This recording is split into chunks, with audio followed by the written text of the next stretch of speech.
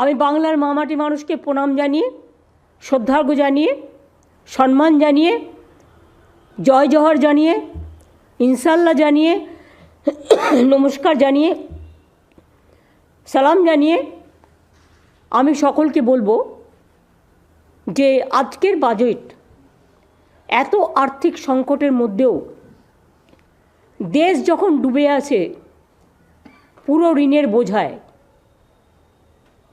দেশে যেখানে দ্রব্যমূল্য বৃদ্ধি, এমনকি খাদ্য মেডিসিনে কেন্দ্রীয় সরকারের অপদার্থতার ফলে 10% বেশি বেড়ে গেছে, সেক্ষেত্রে বাংলার মামাটি মানুষের সরকার তারা দেখিয়ে দিয়েছে কি করে এগিয়ে যেতে হয়, কি করে কাজ করতে হয়, কি করে মানুষের কথা ভাবতে হয়, কি করে বলতে হয়। একেবারে লক্ষ্মীর ভাণ্ডার থেকে শুরু করে আমি লক্ষ্মীর ভাণ্ডার বলছি এই কারণে, কারণ আমার ঘরের মা লক্ষ্মীরা, আমার ঘরের আম্মা মায়েরা, আমার ঘরের বধূরা, আমার ঘরের মা বোনেরা, সমগ্র কমিউনিটি যারা 500 টাকা করে পেতেন তাদের লক্ষ্মীর ভাণ্ডার এপ্রিল থেকে, না 1 এপ্রিল থেকে তারা 1000 টাকা করে পাবেন। অর্থাৎ একেবারে সকলের জন্য।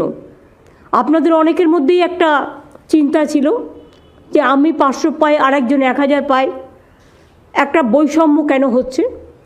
আমাদের আর্থিক হয়তো সামর্থ্য ছিল না, আমরা স্টার্ট করেছিলাম। এই বৈষম্য আমরা চাই না, কোনো জাতিতে জাতিতে থাকুক। আমি জনজাতি এবং তপশিলীদের জন্য 1000 টাকার পরিবর্তে যেমন 1200 টাকা করেছি, তেমনি মনে রাখবেন যে আমি আমাদের মা বোনেরা, হিন্দু বলুন, মুসলমান বলুন, শিখ বলুন, খ্রিস্টান বলুন, ওবিসি বলুন, প্রত্যেকেরাই যারা 500 টাকা পেতেন 1 এপ্রিল থেকে তাদের 500 টাকা বেড়ে যাচ্ছে, তারা 1000 টাকা করে সকলে পাবেন। আর তপশিলি এবং আদিবাসী ভাই বোনেরা, মানে বোনেরা, মায়েরা, তারা 1000 পেতেন, তাদেরটা 1200 করা হলো।